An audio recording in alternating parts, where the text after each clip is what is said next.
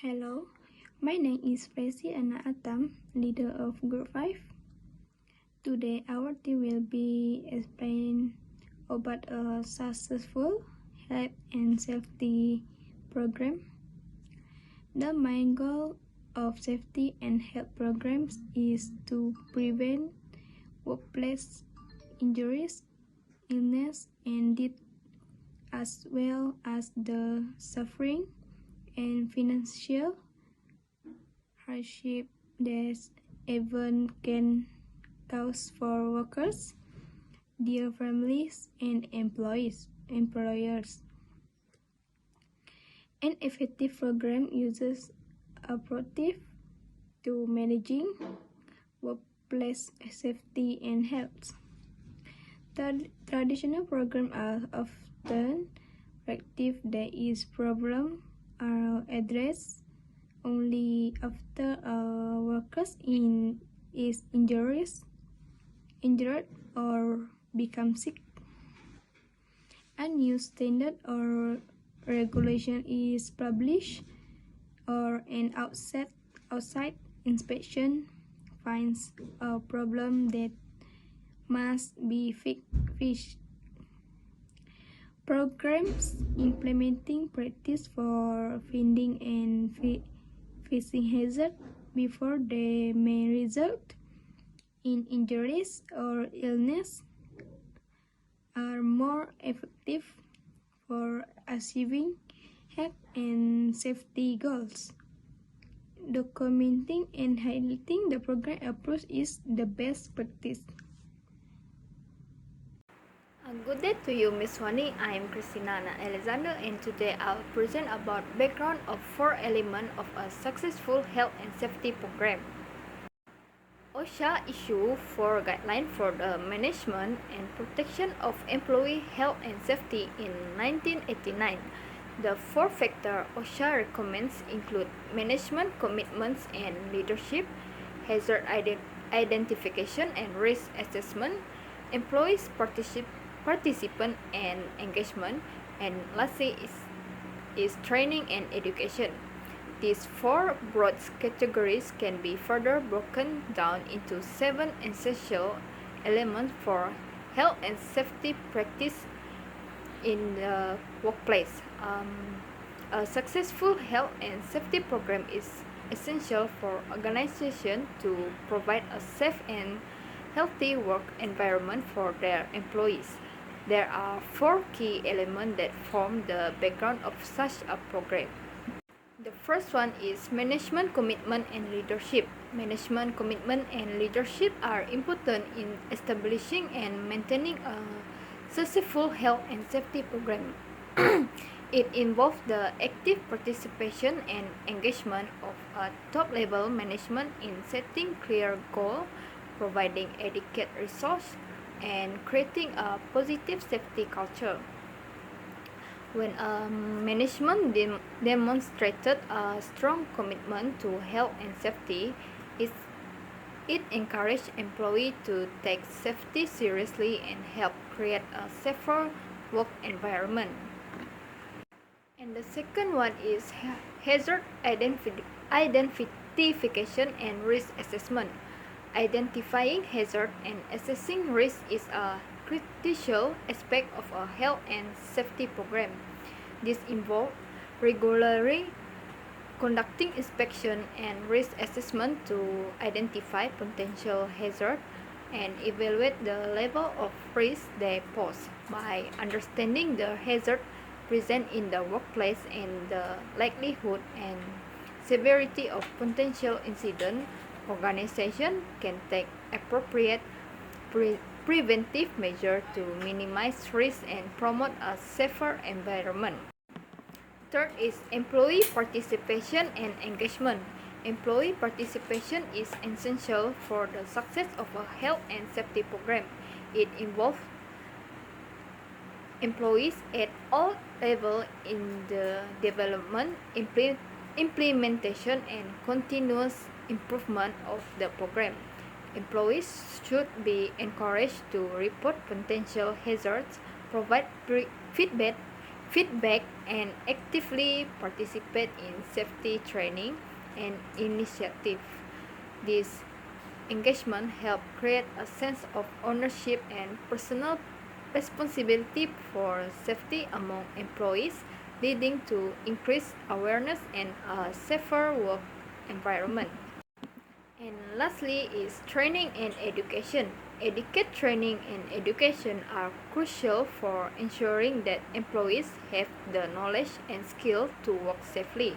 The training should cover topics such as hazard recognition, proper use of equipment, emergency procedure, and safe work practice. Regular education and refresher training are also necessary to keep employees up to date with new hazards, best practice, and any change in regulation. By investing in training and education, organization can empower their employee to make informed decisions and take proactive measures to prevent accidents and injuries. Thank you. Is Chang Xiang Yi. My part is OHH History in Malaysia.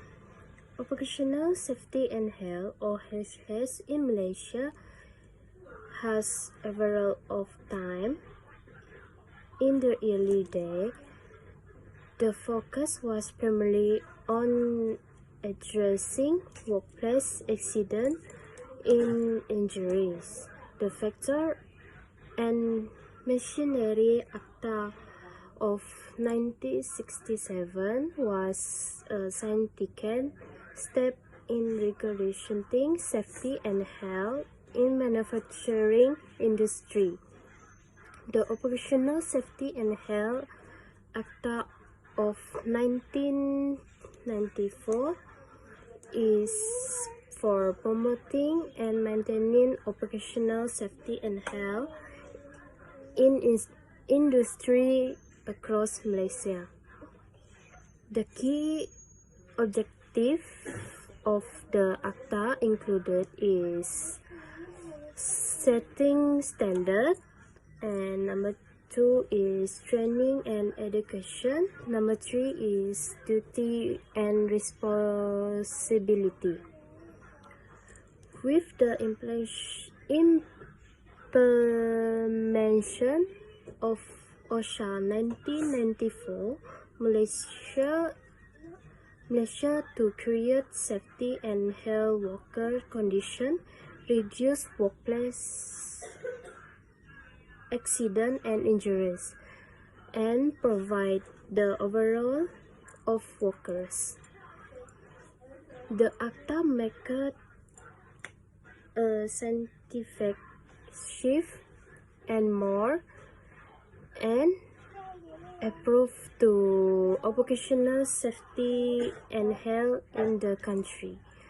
That's all from my part. Thank you.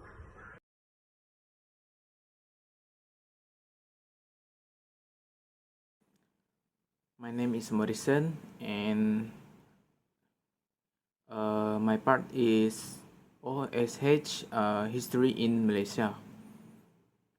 The legislation on occupational safety and health was made in the years 1994. Occupational Safety and Health Act 1994, Act 514, was approved by the Parliament in 1993. This legislation was made considering the fact that the Factory and Machinery Act 1967 only cover 24% of nation's total manpower, while Occupational Safety and Health 1994 will cover 90% of the nation total manpower, and except those who working on ship and in the armed force.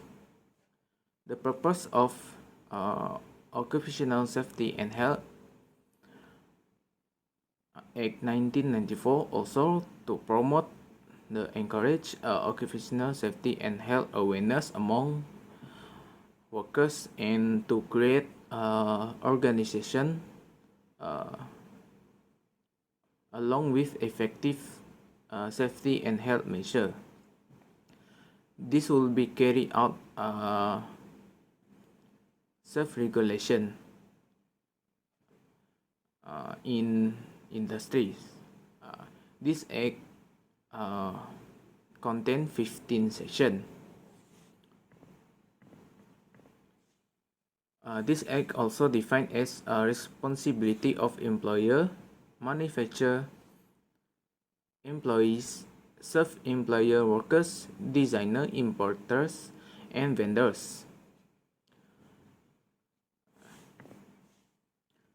This act also provide for the appointment of enforcement officer, establishment of National Council of Occupational Safety and Health, formation of policy and arrangements of measures to protect safety, health, and welfare of people at work and other who might be endangered by the activities of people at work.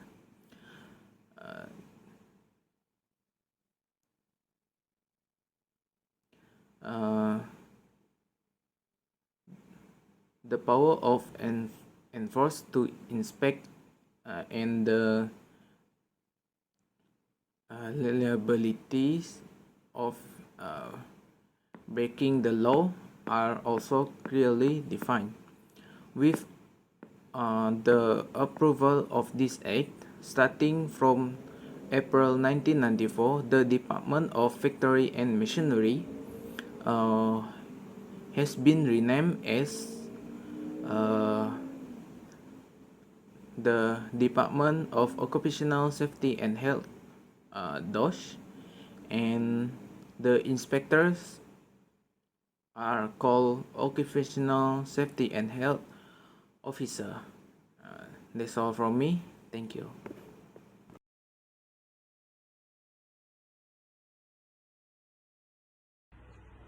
The concern in the workplace can be explained in the context of OSHA, which stands for the Occupational Safety and Health Administration.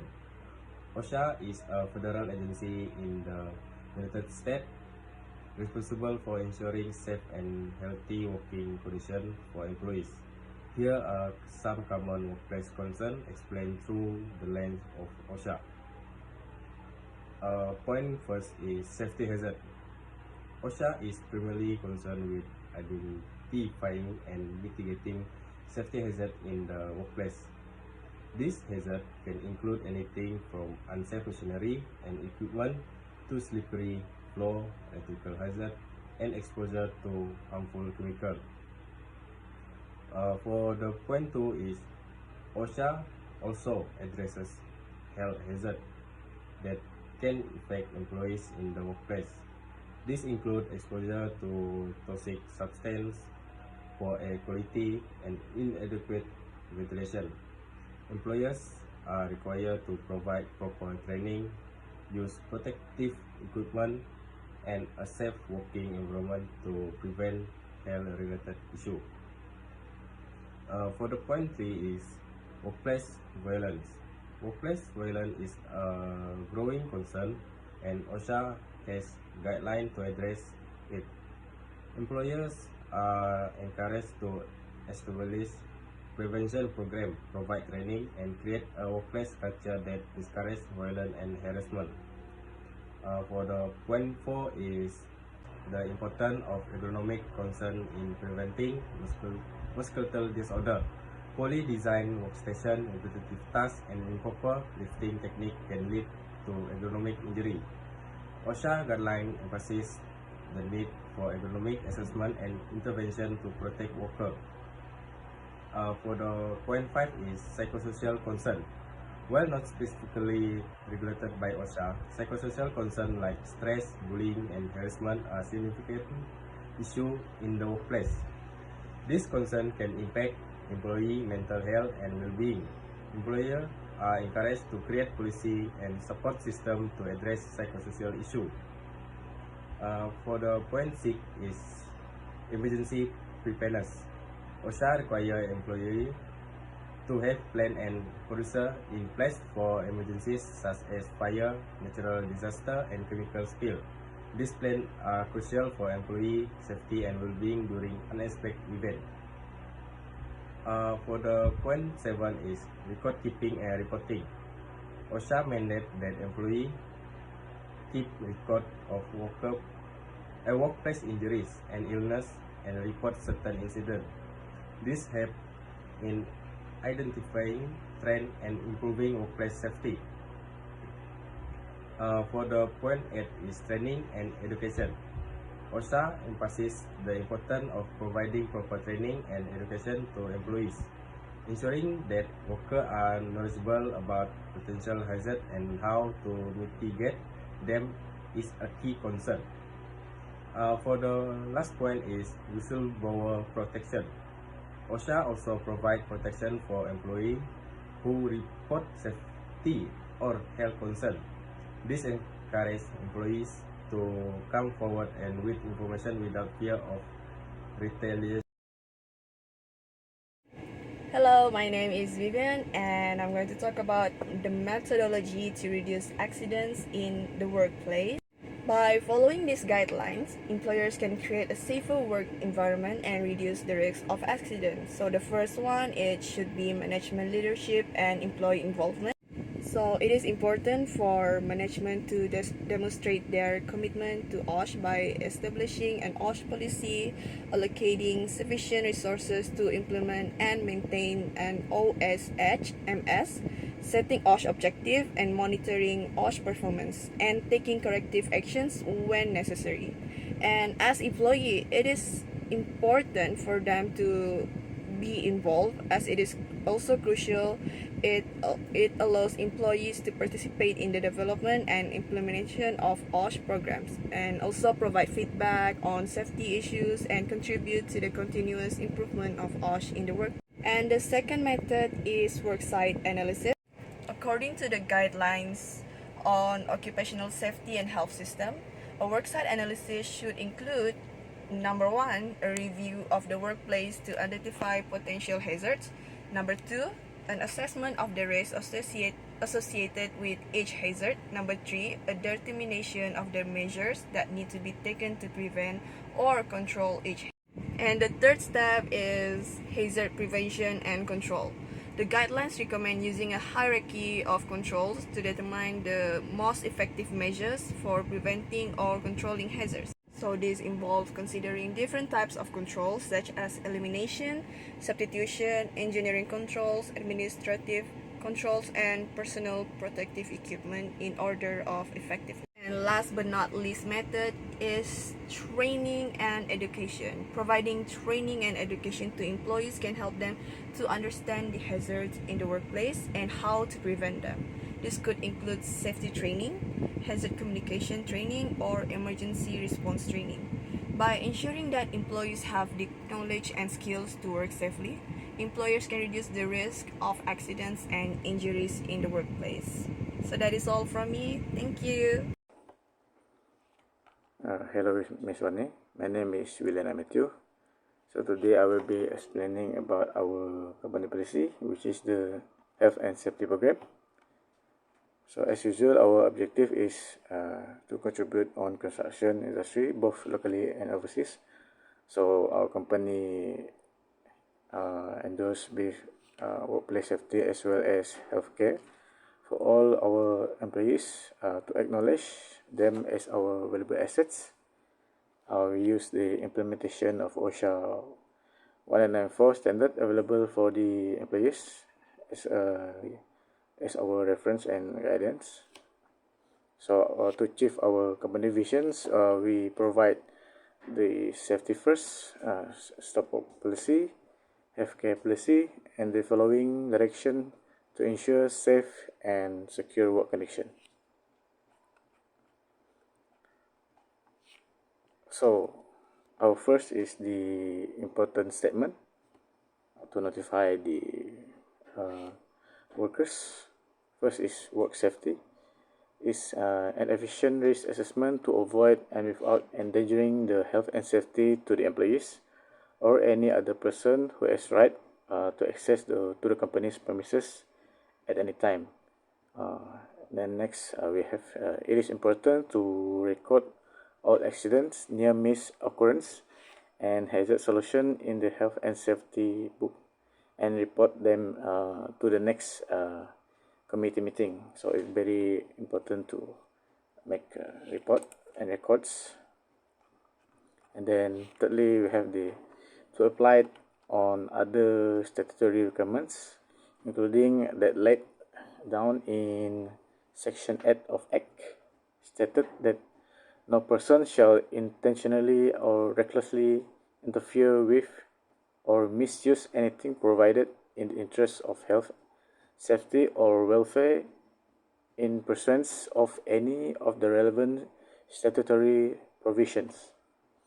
So our organization and responsibilities are firstly to carry out regular safety inspection on the workplace area, and then we ensuring all staff are provided with a suitable work environment, to ensure all floor and sites kept clear as far as reasonably practical, or trailing wires, equipment, stationery, and so on. And then fourth, we ensuring all equipment used by staff is well maintained, and then investigating and report accidents, which is important to investigate and report accidents. Okay, and then next, ensuring that health and safety workplace poster, the use of signage which are displayed on the workplace area. This is important to notify the workers. And then we also installing fire extinguishers, which is we regularly check the expiry date and use the emergency escape routes. So we train them to use the fire extinguishers and use the emergency escape routes. And then installation of fire and gas detector, which is important to avoid any fire and gas accidents. And then we regularly maintain the system.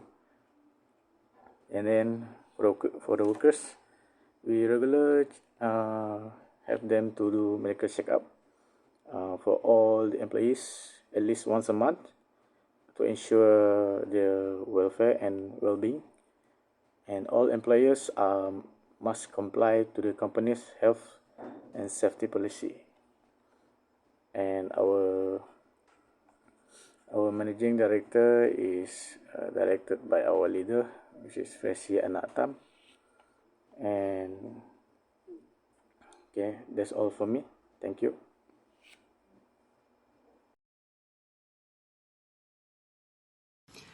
For the conclusions, a successful safety policy is a crucial foundation for ensuring the well-being of employees, protecting assets, and maintaining the reputations of an organization. By incorporating management leadership and employee involvement, worksite analysis, hazard prevention and control, training and education to continuous the improvement. From this, we can create a culture of safety that benefits everyone. Regular audits, compliance enforcement, and a commitment to leadership demonstrate a dedication to safety. Flexibility and adaptability are essential as a safety policy should evolve with changing conditions. Finally, a robust safety policy is not just a document but a living commitment to safeguarding the health and welfare of all within the organizations. That is all from me. Thank you.